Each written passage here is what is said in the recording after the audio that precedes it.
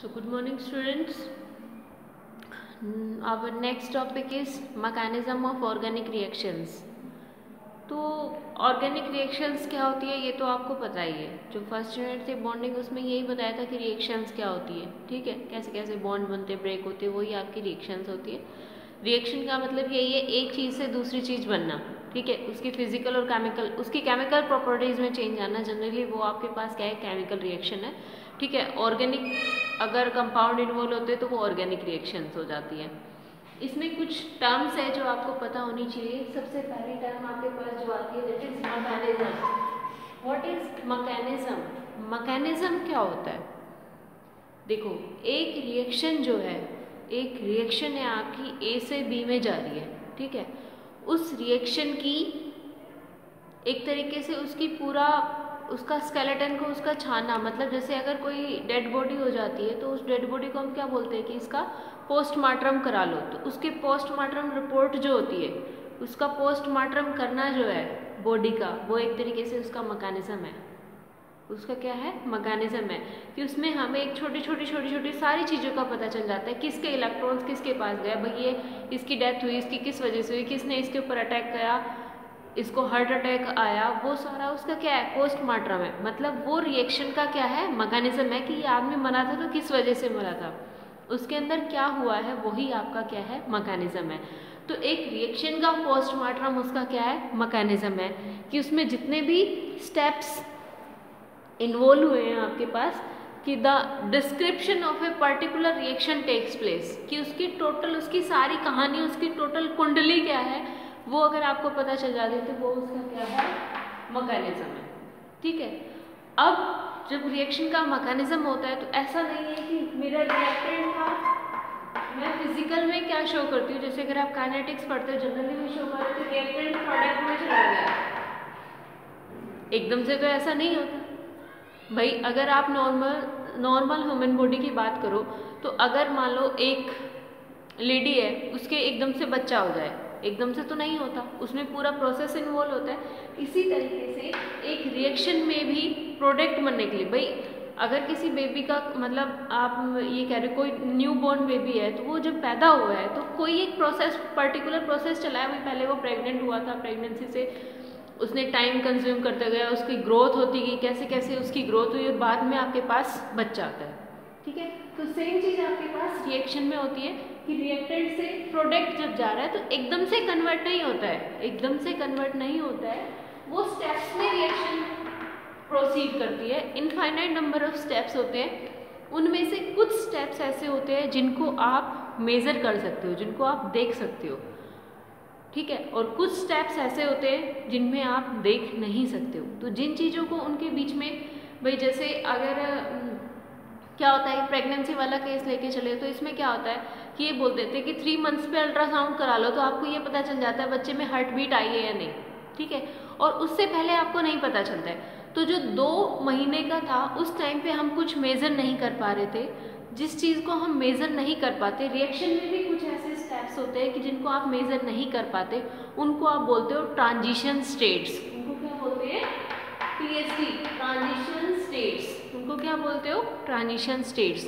और फिर जैसे 3 मंथ्स पे आपने अल्ट्रासाउंड कराया, आपको ये पता चल जाता है बेबी के अंदर हार्ट बीट आ गई है। 4 मंथ्स में आपने कराया, आप ये पता कर सकते हो, हमें ये दिख जाता है अल्ट्रासाउंड में कि उसके जो बॉडी पार्ट्स है वो डेवलप होने शुरू हो गया, हाथ अलग हो गया, पैर अलग शुरू हो गया। इस तरीके से रिएक्शन में कुछ चीज़ें ऐसी होती हैं जिनको आप मेज़र कर पाते हो, हम ये देख पाते हैं कि फिलहाल क्या बना हुआ है। ठीक है, अभी इस पॉइंट पे क्या बना हुआ है, उन पार्ट्स को जिनको आप मेज़र कर पाते हो उनको आप बोलते हो इंटरमीडिएट्स। क्या बोलते हैं उनको, इंटरमीडिएट्स। जिन पार्ट्स को हम देख सकते हैं, जिनको हम एग्जैक्टली मेज़र कर सकते हैं, उनको क्या बोलेंगे, इंटरमीडिएट्स।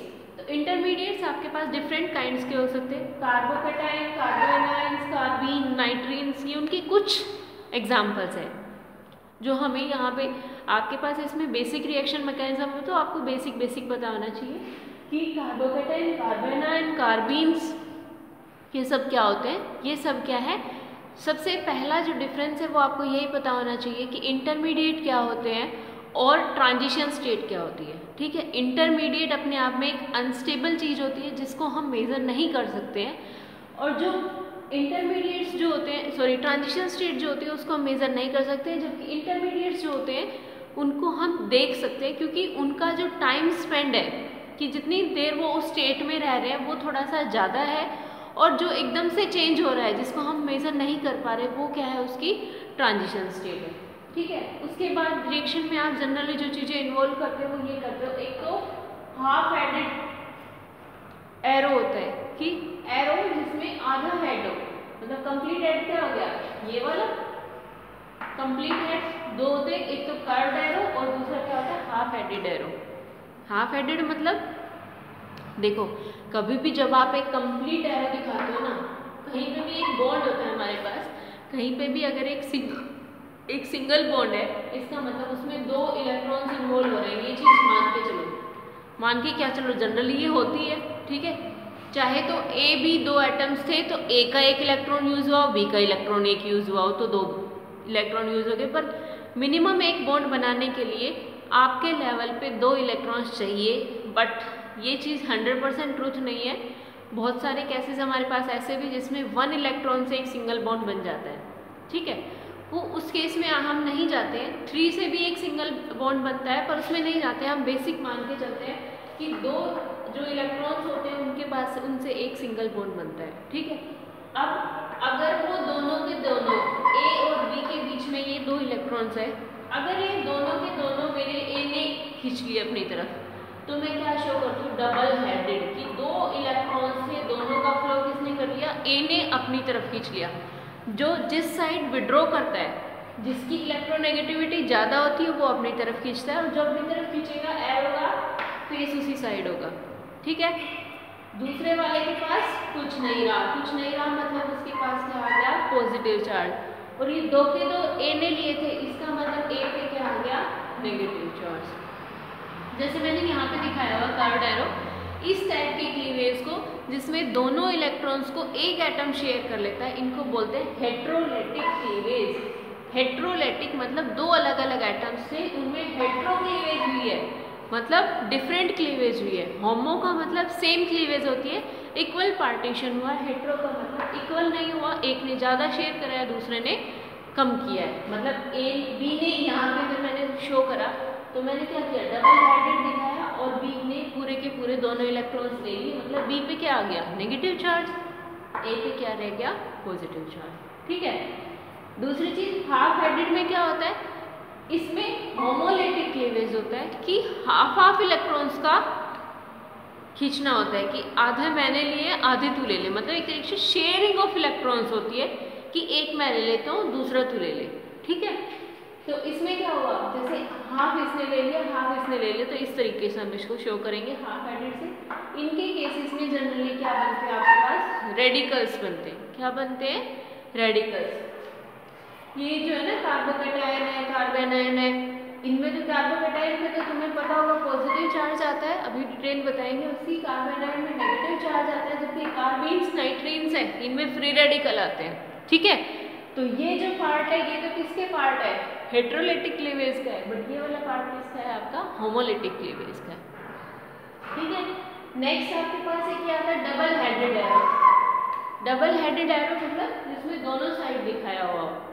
इसमें कुछ नहीं होता है, इसमें मूवमेंट ऑफ इलेक्ट्रॉन होके मॉलिक्यूल मेरा सेम रहता है, ना मॉलिक्यूल नया बनता है ना ही पुराना होता है, सिर्फ उनमें क्या होता है, अरेंजमेंट ऑफ इलेक्ट्रॉन्स हो जाता है। मतलब ये अगर आप ऐसे शो कर रहे हो, मतलब एक दूसरे के कैनोनिकल स्ट्रक्चर्स हैं, ये एक दूसरे के क्या है, कैनोनिकल। इसमें और ये जो आप इक्विलिब्रियम शो करते हो इसमें डिफरेंस होता है। इसमें क्या है कि हमेशा ये एक दूसरे में इंटर कन्वर्टेबल है, एक दूसरे में चेंज हो सकते हैं, बट ये डिपेंड करता है कि वहाँ पे इक्विलिब्रियम की सिचुएशन क्या है। अगर आपका स्टेबल इक्विलिब्रियम आ गया तो वो रुक जाएगा, इसमें कन्वर्जन नहीं होगा, बट इनमें कन्वर्ट होते रहते हैं। ठीक है, तो डबल हेडेड एरो में और इक्विलिब्रियम में वो डिफरेंस है।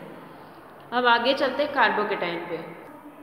Now we will discussing carbocation कि कार्बोकैटायन आपके पास होता क्या है। ठीक है, तो कार्बोकैटायन क्या होता है, जैसे आपके पास कार्बन एक टेट्राहेड्रल स्पीसीज है, उस पर कोई भी मान लो ऐसा बॉन्ड बना हुआ है एक्स जिसमें हेलोजन है।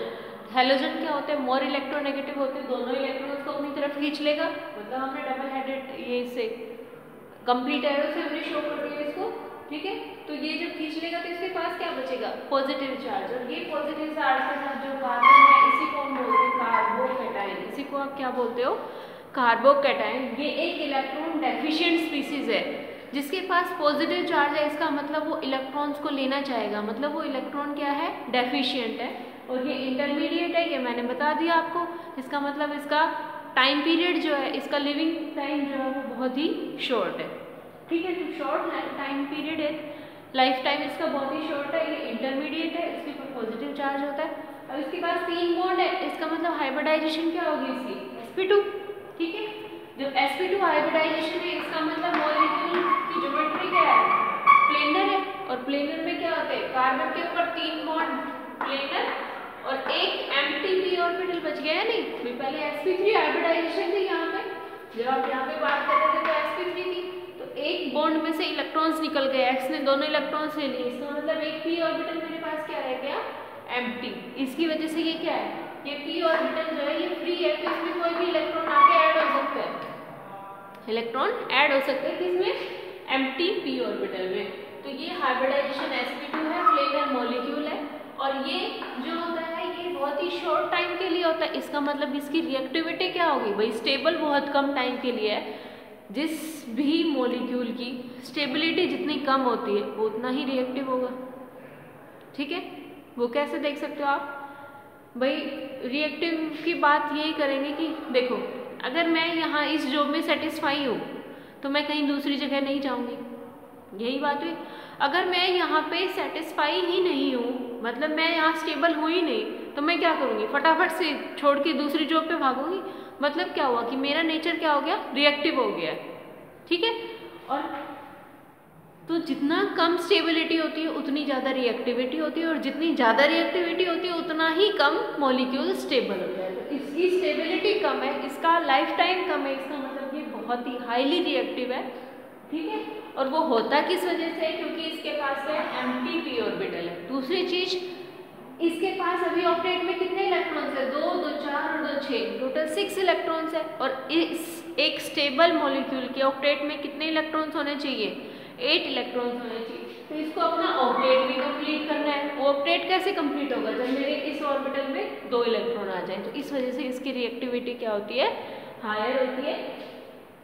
उसके बाद आती है कि हम इनको कार्बोकेटायन की फॉर्मेशन कैसे कर सकते हैं। एक तो डायरेक्ट आयोनाइजेशन, इस तरीके का जो मॉलिक्यूल होता है इसको बोलते हैं डायरेक्ट आयोनाइजेशन। तो मॉलिक्यूल को डायरेक्ट आयोनाइज कर दो, ठीक है, इलेक्ट्रिकली आयोनाइज हो जाते हैं ये। तो जैसे आपके पास हैलोजन टाइप का कंपाउंड होता है, तो वो हैलोजन अपने आप इलेक्ट्रॉन्स ले लेगा। मॉलिक्यूल को हम जो इलेक्ट्रोकेमिस्ट्री होती है उसमें आयोनाइज ही करते हैं, इनको इलेक्ट्रोकेमिस्ट्री में ये करते हैं कि आपने सॉल्यूशन लिया, उसमें इलेक्ट्रोड्स लगा दिए, जैसे मैं करंट फ्लो करूंगी तो मेरे इलेक्ट्रॉन्स दूसरी साइड मूव करने लग जाएंगे, क्योंकि खुद ही डिस्चार्ज कर देते हैं इलेक्ट्रॉन को, ये अपनी तरफ ले लेंगे और ये छोड़ देगा, ठीक है। तो डायरेक्ट आयोनाइजेशन एक मेथड हो सकता है। दूसरा मेथड हो सकता है प्रोटोनेशन। प्रोटोनेशन का मतलब क्या हो गया, प्रोटोन ऐड करना। प्रोटोनेशन का मतलब क्या हो गया, आपके पास प्रोटोन को ऐड करना। प्रोटोन आपके पास 2 तरीके के मॉलिक्यूल्स पे जनरली ऐड होता है, जैसे अल्कोहल है, ईथर है, एस्टर है, इन सारे मॉलिक्यूल्स में। ये नेक्स्ट ईयर में आप पढ़ोगे, अल्कोहल, ईथर, ये सब, ये मतलब ऑक्सीजन वाले जो भी ग्रुप्स हैं इनके ऊपर आप प्रोटोनेशन करा सकते हो, या एल्कीन पे आप प्रोटोनेशन करा सकते हो। तो ऐसे केसेस में क्या होगा, जैसे H+ का एडिशन होगा, लोन पेयर है, सल्फर वाले भी कर लेते हैं, जैसे SH है वो भी कर लेगा, क्योंकि उसके पास भी फ्री लोन पेयर है। तो लोन पेयर क्या करेंगे, H+ को अपनी तरफ अट्रैक्ट कर लेंगे, जैसे H+ को अट्रैक्ट कर लेंगे, क्या बन गया, ROHH, मतलब ऑक्सीजन की वैलेंसी कितनी हो गई, 3। यहाँ पे पॉजिटिव चार्ज किस वजह से आया कि ऑक्सीजन की एक्स्ट्रा वैलेंसी हो गई है। इसका मतलब ऑक्सीजन क्या करेगा, इलेक्ट्रॉन विड्रॉ कर लेगा इस बॉन्ड से, दोनों इलेक्ट्रॉन्स अपनी तरफ ले लेगा, तो उसका पॉजिटिव चार्ज न्यूट्रलाइज हो जाएगा, ठीक है। तो पॉजिटिव चार्ज न्यूट्रलाइज हो गया, मतलब इसके पास क्या आ गया, लोन पेयर, तो क्या बन जाएगा, वाटर। यहाँ से वाटर मॉलिक्यूल निकल जाएगा और छोड़ किसको देगा, R के ऊपर एक पॉजिटिव चार्ज। तो कार्बोकेटायन की फॉर्मेशन हो गई या नहीं, ठीक है। दूसरी कार्बोकेटायन, तीसरी फॉर्मेशन क्या है, with diazonium salt. Diazonium salt की फॉर्मेशन आप करा दो। तो डाइजोनियम सोल्ट जो होता है वो क्या होता है, RN ट्रिपल बॉन्ड N, और उसमें RN ट्रिपल बॉन्ड N, इस पे पॉजिटिव चार्ज, ये आपका होता है डाइजोनियम सॉल्ट। इसको क्या बोलते हैं? Diazonium salt. तो जिसमें N ट्रिपल बॉन्ड N जो होता है, N ट्रिपल बॉन्ड N, ये आपके पास बहुत ही स्टेबल स्पीसीज है भाई, ट्रिपल बॉन्ड है और मेरे सब कुछ ऑक्टेट भी कंप्लीट है, मेरी वैलेंसी भी कंप्लीट है, ये अपने आप में बहुत ही स्टेबल, और ऊपर से ये गैस है, N2 जो है वो क्या है? गैस है। तो इसमें क्या होगा, जब इस पे ये अगर आपके पास मॉलिक्यूल में है तो क्या कर लेगा, ये इधर से इलेक्ट्रॉन विड्रॉ कर लेगा क्योंकि इस पे पॉजिटिव चार्ज है, अपनी पॉजिटिव चार्ज को खत्म करने के लिए इससे इलेक्ट्रॉन विड्रॉ करके खुद निकल जाएगा और रात में क्या छोड़ देगा?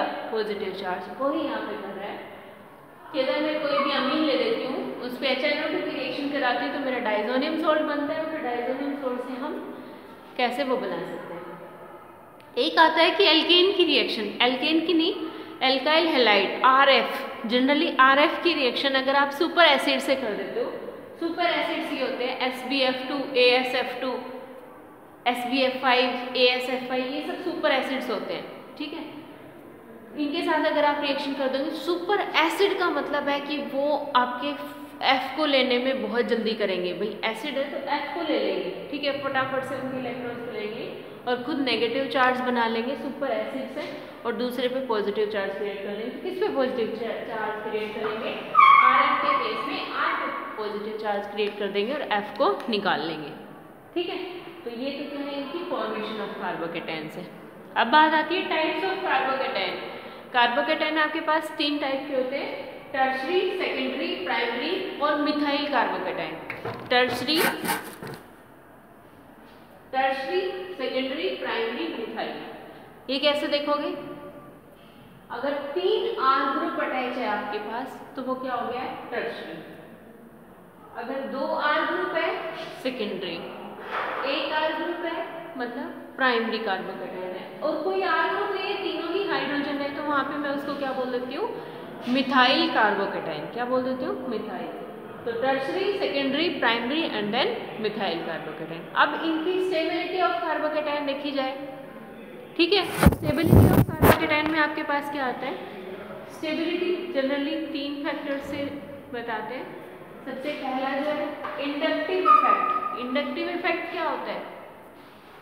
फर्स्ट चैप्टर में अभी हमने पढ़ा था, इंडक्टिव इफेक्ट इलेक्ट्रॉन को अपनी तरफ खींचने की टेंडेंसी, ठीक है, वही था इंडक्टिव इफेक्ट। तो अगर आप बात करते हो टर्शरी, सेकेंडरी, प्राइमरी में R ग्रुप क्या होता है? इलेक्ट्रॉन डोनेटिंग ग्रुप है, मतलब इलेक्ट्रॉन्स को फ्लो कार्बन पे करेगा, और कार्बन पे क्या है? पॉजिटिव चार्ज है। तो जितने ही ग्रुप्स मेरे इसको इलेक्ट्रॉन्स देंगे ये उतना ही स्टेबल होता जाएगा या नहीं?